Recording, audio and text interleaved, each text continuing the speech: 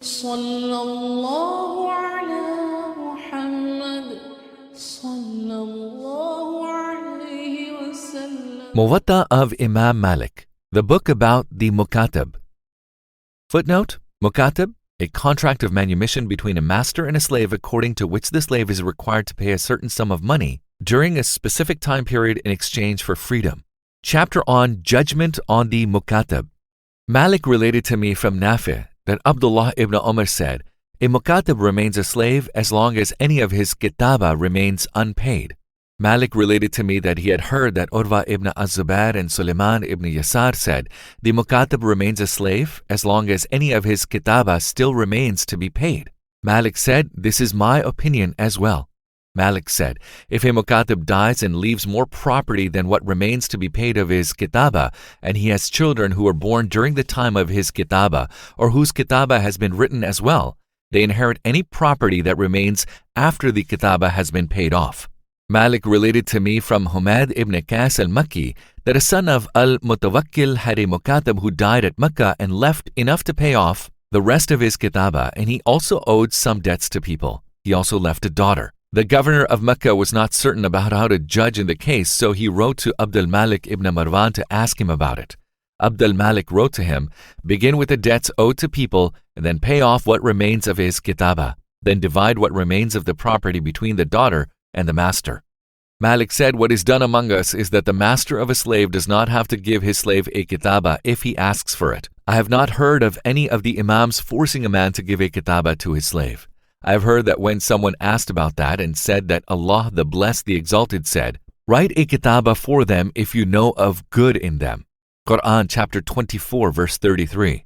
One of the people of knowledge recited these two ayats: "When you have come out of ihram, then hunt for game." Qur'an chapter 5 verse 3. "And then when the prayer is finished, spread through the earth and seek Allah's bounty." Qur'an chapter 62 verse 10. Malik commented, "It is a way of doing things for which Allah the Mighty, the Majestic has given permission to people, and it is not obligatory for them." Malik said, "I heard one of the people of knowledge say about the words of Allah the Blessed, the Exalted, 'Give them some of the wealth Allah has given you.' Qur'an chapter 24 verse 33. That it meant that a man give his slave a kitaba and then reduce the end of his kitaba for him by some specific amount. Malik said, "This is what I have heard from the people of knowledge and what I have seen people doing here."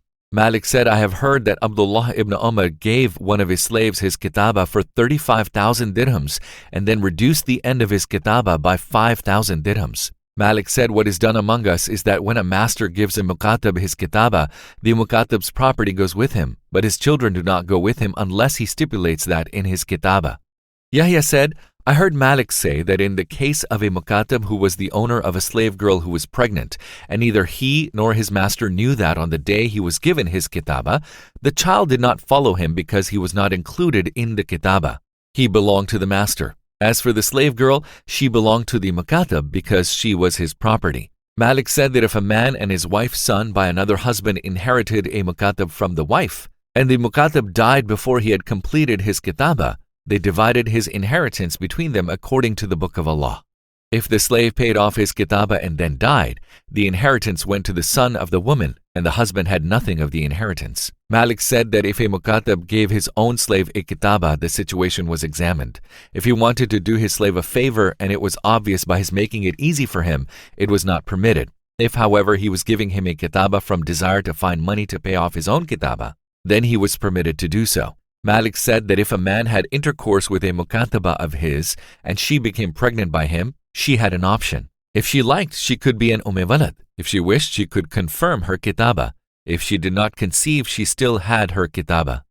Malik said, "The generally agreed on way of doing things among us about a slave who is owned by two men is that one of them does not give a kitaba for his share, whether or not his companion gives him permission to do so, unless they both write the kitaba together, because that alone would effect setting him free. If the slave were to fulfill what he had agreed on to free half of himself, and then the one who had given a kitaba for half of him was not obliged to complete his setting free, that would be in opposition to the words of the Messenger of Allah, peace be upon him. If someone frees his share in a slave and has enough money to cover the full price of the slave, justly evaluated for him, he must pay his partners their shares so that the slave is completely free. Malik said if he is not aware of that until the Mukatab has met the terms or before he has met them, the owner who has written the kitaba for him returns what he has taken from the Mukatab to him, and then he and his partner divide him according to their original shares, and the kitaba is invalid. He is the slave of both of them in his original state. Malik spoke about a Mukatab who was owned by two men, and one of them granted him a delay in the payment of the right which he was owed. His partner refused to defer payment and exacted his part of the due. Malik said that if the Mukatab then died and left property which did not complete the kitaba, they divide it according to what they are still owed by him. Each of them takes according to his share. If the Mukatab leaves more than his kitaba, each of them takes what remains to them of the kitaba, and what remains after that is divided equally between them. If the Mukatab is unable to pay his kitaba fully, and the one who did not allow him to defer his payment has exacted more than his associate did, the slave is still equally between them, and he does not return to his associate the excess of what he has exacted, because he only exacted his right with the permission of his associate. If one of them remits what is owed to him and then the Mukatab is unable to pay, he belongs to both of them, and the one who has exacted something does not return anything because he only demanded what he was owed. That is like the debt of two men in one writing against the same man. One of them grants him time to pay, and the other is greedy and exacts his due. Then the debtor goes bankrupt. The one who exacted his dues does not have to return any of what he took. Chapter on Assuming Responsibility in Kitaba. Footnote: Kitaba, a contract by which a slave acquires his freedom against a future payments or installment payments to his owner. Malik said, the generally agreed on way of doing things among us is that when a group of slaves write their kitaba together in the same kitaba agreement, and some are responsible for others and they are not reduced anything by the death of one of the responsible ones, and then one of them says, I cannot do it, and gives up, his companions can use him in whatever work he can do, and they help each other with that in their kitaba until they are freed if they are freed, or remain slaves if they remain slaves.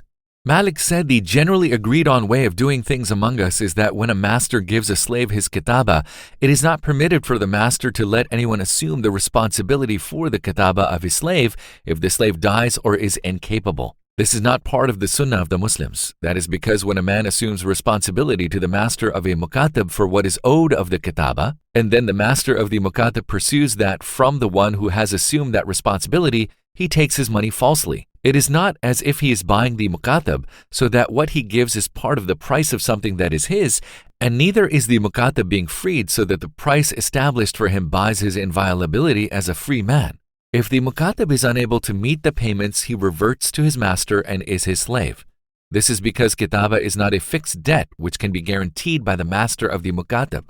It is something which, when it is paid by the Mukatab, sets him free. If the Mukatab dies and he has a debt, his master is not one of the creditors for what remains unpaid of the kitaba. The creditors have precedence over the master. If the Mukatab cannot meet the payments and he owes debts to people, he reverts to being a slave owned by his master, and the debts to people are the liability of the Mukatab. The creditors do not enter with the master into any share of the price of his person. Malik said when people are written together in the same kitaba agreement and there's no kinship between them by which they inherit from each other, and some of them are responsible for others, then none of them are set free before the others until all the kitaba has been paid. If one of them dies and leaves property and it is more than all of what is against them, it pays all that is against them. The excess of the property goes to the master, and none of those who have been written in the kitaba with the deceased have any of the excess. The master's claims are overshadowed by their claims for the portions which remain against them of the kitaba, which can be fulfilled from the property of the deceased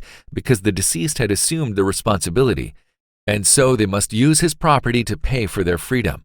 If the deceased Mukatab has a free child not born in kitaba and who was not written in the kitaba, it does not inherit from him because the Mukatab was not set free until he died.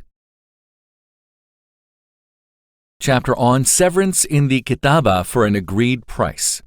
Malik related to me that he heard that Salama, the wife of the Prophet, peace be upon him, made a settlement with her Mukatab for an agreed amount of gold and silver. Malik said the generally agreed on way of doing things among us, in the case of a Mukatab who is shared between two partners, is that one of them cannot make a settlement with him for an agreed price, according to his portion, without the consent of his partner. That is because the slave and his property are owned by both of them, and so one of them is not permitted to take any of the property except with his partner's consent. If one of them settles with the Mukatab and his partner does not, and he takes the agreed price, and then the Mukatab dies while he has property or is unable to pay, the one who made the settlement would not have anything of the Mukatab's property, and he could not return what he settled for, so that his right to the slave's person would return to him. However, when someone settles with a Mukatab with the permission of his partner and then the Mukatab is unable to pay, it is preferable that the one who broke with him returns what he has taken from the Mukatab in severance, and he can have back his portion of the Mukatab. This he can do. If the Mukatab dies and leaves property, the partner who has kept hold of the kitaba is paid in full the amount of the kitaba which remains to him against the Mukatab from the Mukatab's property. Then what remains of the property of the Mukatab is between the partner who made severance and his partner according to their shares in the Mukatab. If one of the partners breaks off with him and the other keeps the kitaba and the Mukatab is unable to pay, it is said to the partner who settled with him, "If you wish to give your partner half of what you took, so the slave is divided between you, then do so. If you refuse, then all of the slave belongs to the one who held on to possession of the slave." Malik spoke about a Mukatab who was shared between two men, and one of them made a settlement with him with the permission of his partner. Then the one who retained possession of the slave demanded the like of that for which his partner had settled, or more than that, and the Mukatab could not pay it. He said the Mukatab is shared between them because the man has only demanded what is owed to him. If he demands less than what the one who settled with him took, and the Mukatab cannot manage that, and the one who settled with him prefers to return to his partner half of what he took, so the slave is divided in halves between them, he can do that. If he refuses, then all of the slave belongs to the one who did not settle with him. If the Mukatab dies and leaves property and the one who settled with him prefers to return to his companion half of what he has taken so that the inheritance is divided between them, he can do so. If the one who has kept the kitaba takes the like of what the one who has settled with him took, or more, the inheritance is between them according to their shares in the slave because he is only taking his right. Malik spoke about a Mukatab who was shared between two men, and one of them made a settlement with him for half of what was due to him with the permission of his partner, and then the one who retained possession of the slave was willing to take less than what his partner settled with him for, but the Mukatab was unable to pay. He said, if the one who made a settlement with the slave prefers to return half of what he was assigned to his partner, the slave is divided between them. If he refuses to return it, the one who retained possession has the portion of the share for which his partner made a settlement with the Mukatab. Malik said the explanation of that is that the slave is divided into two halves between them. They write him a kitaba together, and then one of them makes a settlement with the Mukatab for half his due with the permission of his partner. That is a fourth of the entire slave. Then the Mukatab is unable to continue, so it is said to the one who settled with him, "If you wish, return to your partner half of what you were awarded, and the slave is divided equally between you." If he refuses, the one who held the kitaba takes in full the fourth of his partner, for which he made settlement with the Mukatab. He had half the slave, so that now gives him 3/4 of the slave. The one who broke off has a fourth of the slave because he refused to return the equivalent of the fourth share for which he settled. Malik spoke about a Mukatab whose master made a settlement with him and set him free, and what remained of his severance was written against him as debt. Then the Mukatab died owing debts to people. He said his master does not share with the creditors because of what he is owed from the severance. The creditors are dealt with first. Malik said a Mukatab cannot become free of his master whilst he owes debts to people. He would be set free and find himself with nothing because the people to whom he is in debt have more right to his property than his master. He is not permitted to do that. Malik said, according to the way things are done among us, there's no harm if a man gives a kitaba to his slave and settles with him for gold and reduces what he is owed of the kitaba, provided only that the gold is paid immediately. Whoever disapproves of that does so because he puts it in the category of a debt which a man has against another man for a set term, and then gives him a reduction and he pays immediately. This is not like such a debt. The Mukatab's becoming free from his master is dependent on his giving money to speed up the setting free. Inheritance, testimony, and the hudud are obliged for him, and the inviolability of being set free established for him. He's not buying dirhams for dirhams or gold for gold. Rather, it is like a man who, having said to his slave, "Bring me such and such an amount of dinars and you are free," then reduces that for him, saying, "If you bring me less than that, you are free." That is not a fixed debt. If it had been a fixed debt, the master would have been counted amongst the creditors of the Mukatab when he died or went bankrupt. His claim on the property of the Mukatab would be treated in the same way as theirs. Chapter on Injuries Caused by Mukatabs. Malik said, the best of what I have heard about a Mukatab who injures a man so that blood money must be paid is that if the Mukatab can pay the blood money for the injury along with his kitaba, he does so, and it is against his kitaba.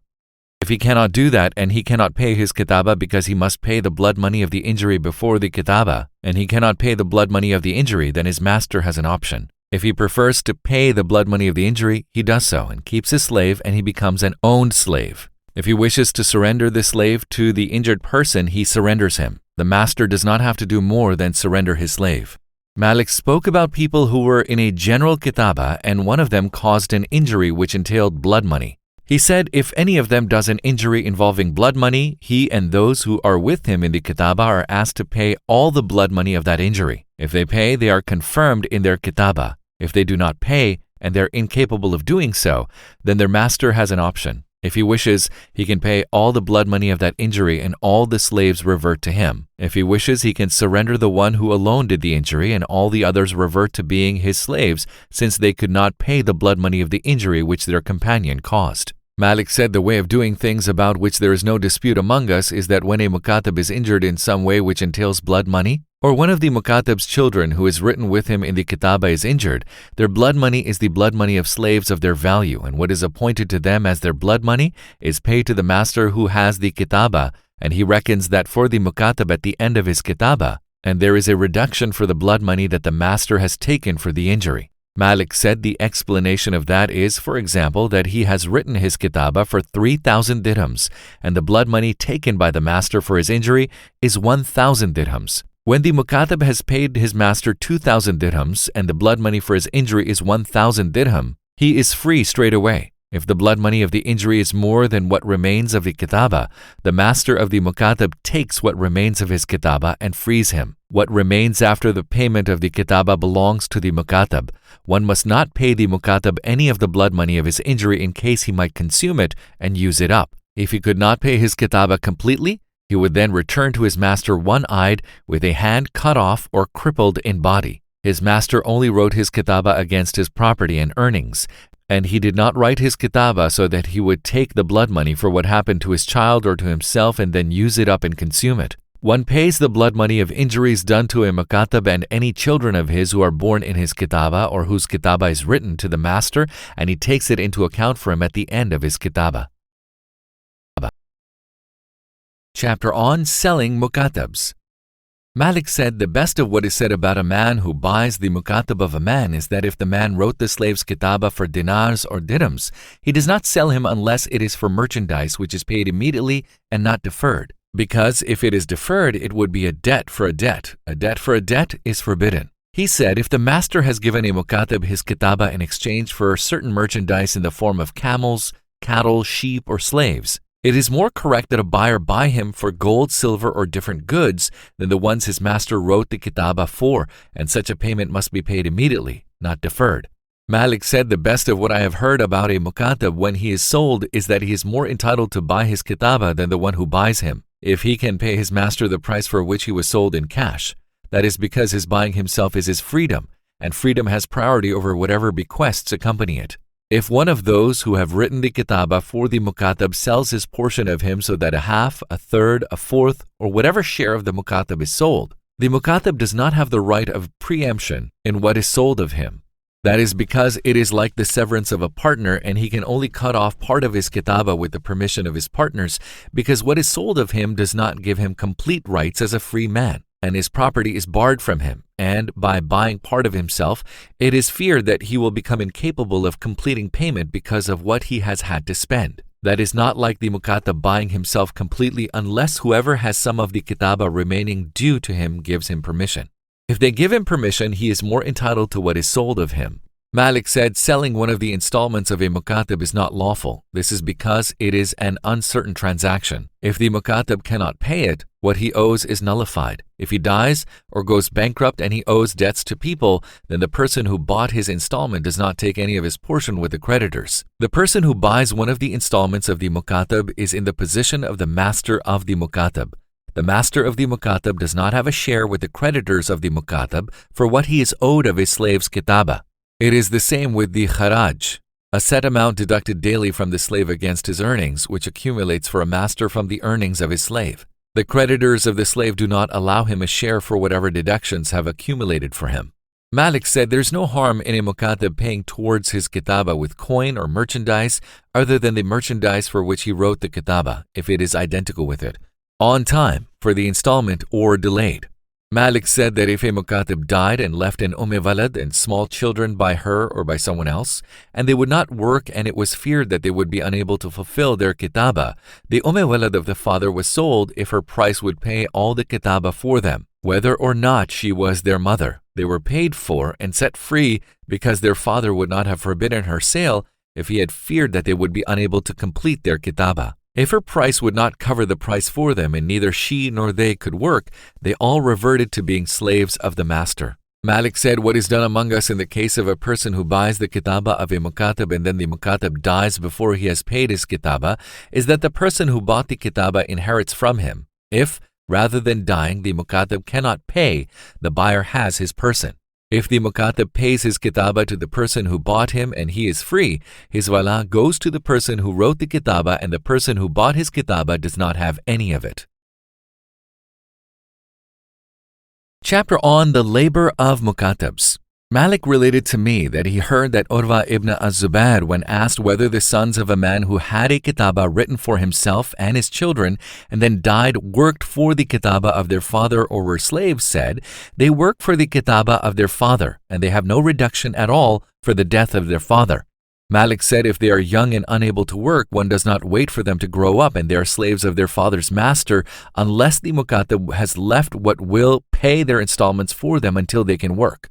If there is enough to cover their payments from what he has left, that is paid off on their behalf and they are left in their condition until they can work, and then if they pay, they are free. If they cannot manage it, they are slaves. Malik, speaking about a mukatab who died and left property which was not enough to cover his kitaba, and he also left a child with him in his kitaba and an walad, and the walad wanted to work for them, said, the money is paid to her if she is trustworthy and strong enough to work. If she is not strong enough to work and not trustworthy with property, she is not given any of it, and she and the children of the mukatab revert to being slaves of the master of the mukatab.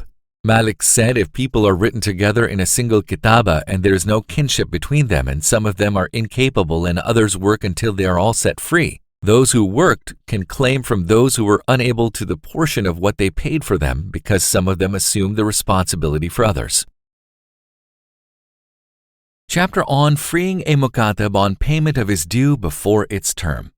Malik related to me that he heard Rabi'a ibn Abi Abdurrahman and others mention that Al-Farafisi ibn Umar al-Hanafi had a mukatab who offered to pay him all of his kitaba that he owed. Al-Farafisi refused to accept it, and the mukatab went to Marwan ibn al-Hakam, who was the governor of Medina, and brought up the matter.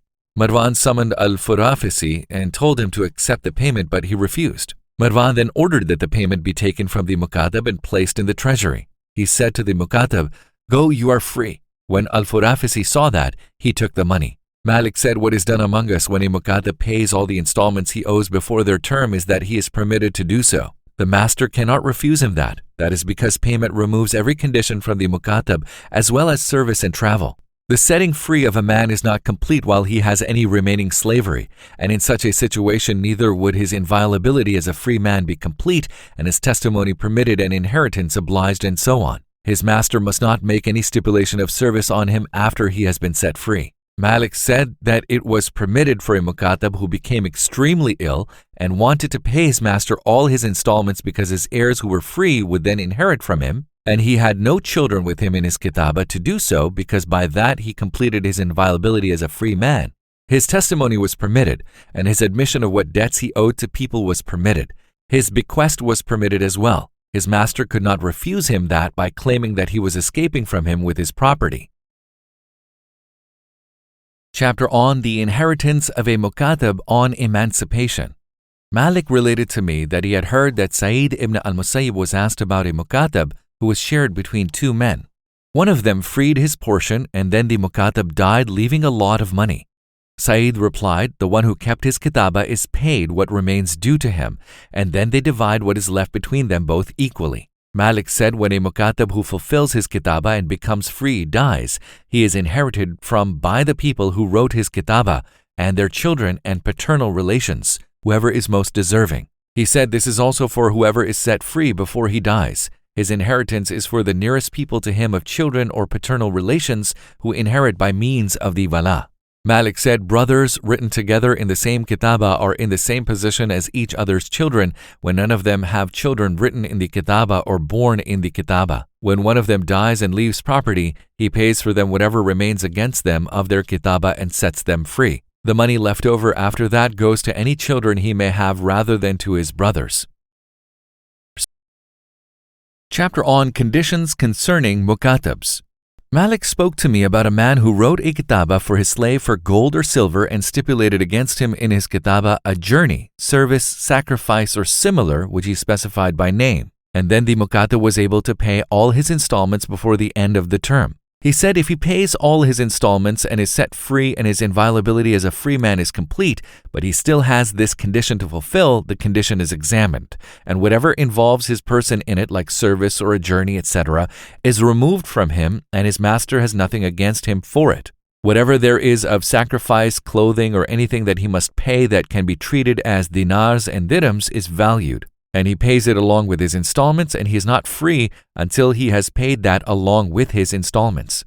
Malik said the generally agreed on way of doing things among us, about which there is no dispute, is that a Mukatab is in the same position as a slave whom his master will free after a service of 10 years. If the master dies before 10 years, what remains of his service goes to his heirs, and his wala goes to the one who contracted to free him and to his male children or paternal relations.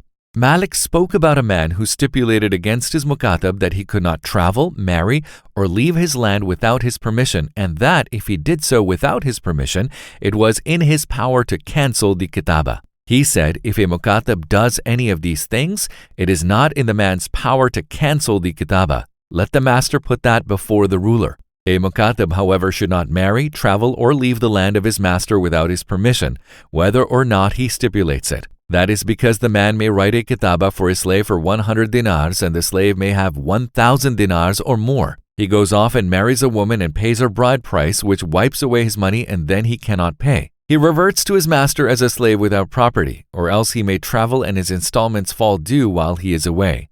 He cannot do so, and kitaba is not based on such behavior. That is in the hand of his master. If he wishes, he gives him permission for it. If he wishes, he refuses it. Chapter on the wala of the Mukatab when he is set free. Malik said when a Mukatab sets his own slaves free, it is only permitted with the consent of his master. If his master gives him consent and the Mukatab sets his slave free, his wala goes to the Mukatab. If a Mukatab then dies before he has been set free himself, the wala of the freed slave goes to the master of the Mukatab.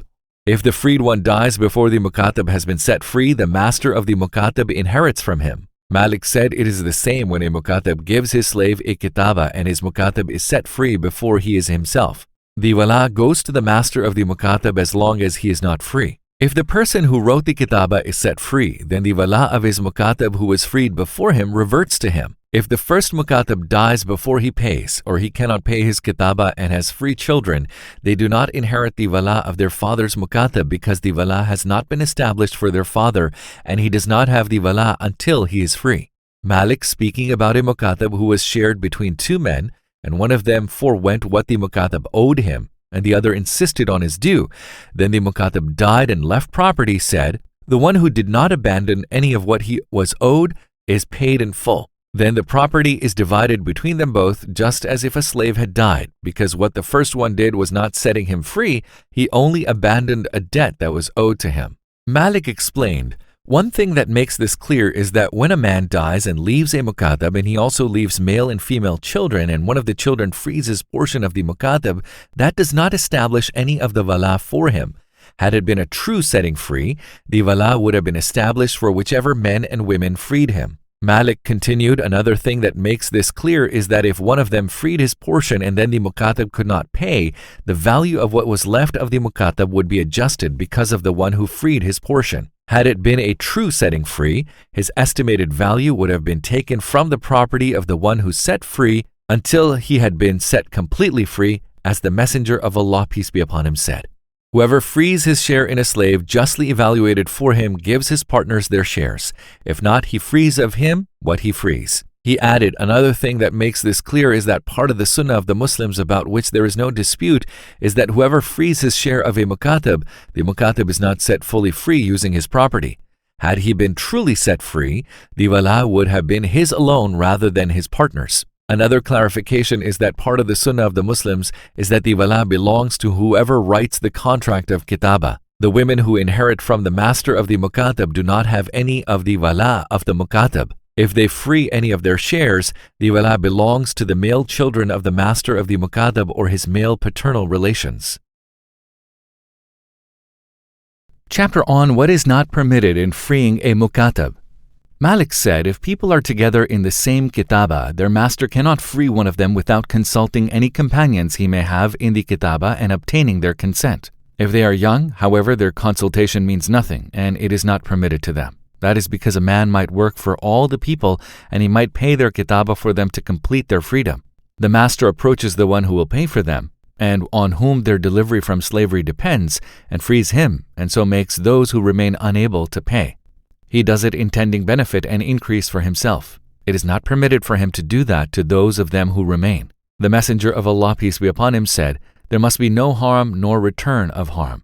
This is the most severe harm. Malik said about slaves who wrote a kitaba together that it was permitted for their master to free the old and exhausted of them and the young, when such a one could not pay anything and there was no help nor strength contributed by them in the kitaba.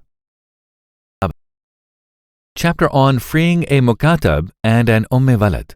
Malik, speaking about a man who had his slave in a kitaba and then the Mukatab died and left his Walad, and there remained for him some of his kitaba to pay off, and he left what would cover it, said, the Walad is a slave since the Mukatab was not freed until he died, and he did not leave children that were set free by his paying what remained, so that the Walad of their father was freed by their being set free.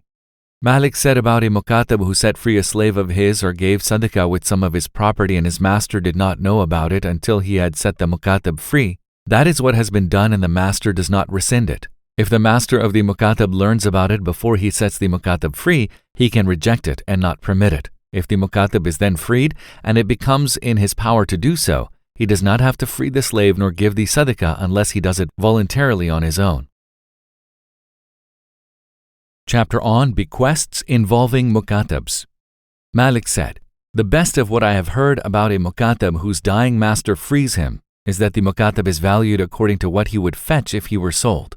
If that value is less than what remains against him of his kitaba, his freedom is taken from the third that the deceased can bequeath. One does not consider the number of dirhams which remain against him in his kitaba. That is because, had he been killed, his killer would not be in debt for other than his value on the day he killed him. Had he been injured, the one who injured him would not be liable for other than the blood money of the injury on the day of his injury. One does not look at how much he has paid of dinars and dirhams of the contract he has written, because he is a slave as long as any of his kitaba remains. If what remains in his kitaba is less than his value, only whatever of his kitaba remains owing from him is taken into account in the third of the property of the deceased. That is because the deceased leaves him what remains of his kitaba, and so it becomes a bequest which the deceased has made. Malik said an illustration of that is that if the price of the Mukatab is 1,000 dirhams and only 100 dirhams of his kitaba remain, his master leaves him the 100 dirhams which complete it for him. It is taken into account in the third of his master and by it he becomes free. Malik said that if a dying man wrote his slave a kitaba, the value of the slave was estimated. If there was enough to cover the price of the slave in 1/3 of his property, it was permitted for him to do so. Malik said an illustration of that is that there is a slave worth 1,000 dinars. His master writes him a kitaba for 200 dinars as he is dying. A third of the property of the master is 1,000 dinars, so that is permitted for him. It is simply a bequest which he makes from 1/3 of his property. If the master has left bequests to people and there is no surplus in the third after the value of the Mukatab, one begins with the Mukatab. They follow it because the Kitaba is setting free, and setting free takes priority over other bequests. When those bequests are paid from the Kitaba of the Mukatab, the heirs of the testator have a choice. If they want to give the people with bequests all their bequests and the Kitaba of the Mukatab is theirs, they have that. If they refuse and hand over the Mukatab and what he owes to the people with bequests, they can do so, because the third commences with the Mukatab and because all the bequests which he makes are as one. If the heirs then say, when our fellow bequeathed was more than 1/3 of his property and he has taken what was not his, Malik said, his heirs choose. They are told, your companion has made the bequests you know about, and if you would like to give them to those who are to receive them according to the deceased's bequests, then do so. If not, hand over to the people with bequests 1/3 of the total property of the deceased. Malik continued, if the heirs surrender the Mukatab to the people with bequests, the people with bequests have what he owes of his Kitaba. If the Mukatab pays what he owes of his Kitaba, they take that as their bequests according to their shares. If the Mukatab cannot pay, he is a slave of the people with bequests and does not return to the heirs because they gave him up when they made their choice, and because when he was surrendered to the people with bequests, they were liable. If he died, they would not have anything against the heirs. If the Mukatab dies before he pays his Kitaba and he leaves property worth more than what he owes, his property goes to the people with bequests. If the Mukatab pays what he owes, he is free and his wala returns to the paternal relations of the one who wrote the Kitaba for him. Malik, speaking about a Mukatab who owed his master 10,000 dirhams in his Kitaba, and when the master died, he remitted 1,000 dirhams from it, said, the Mukatab is valued and his value is looked at. If his value is 1,000 dirhams and the reduction is 1/10 of the Kitaba, that portion of the slave's price is 100 dirhams, being 1/10 of the price. 1/10 of the Kitaba is therefore reduced for him. That is converted to 1/10 of the price in cash. That is as if he had had all of what he owed reduced for him. Had he done that, only the value of the slave, 1,000 dirhams, would have been taken into account in the third of the property of the deceased. If that which he had remitted is half of the Kitaba, half the price is taken into account in the third of the property of the deceased. If it is more or less than that, it is according to this reckoning. Malik said when a man reduces the Kitaba of his Mukatab by 1,000 dirhams at his death from a Kitaba of 10,000 dirhams, and he does not stipulate whether it is from the beginning or the end of his Kitaba, each installment is reduced for him by 1/10.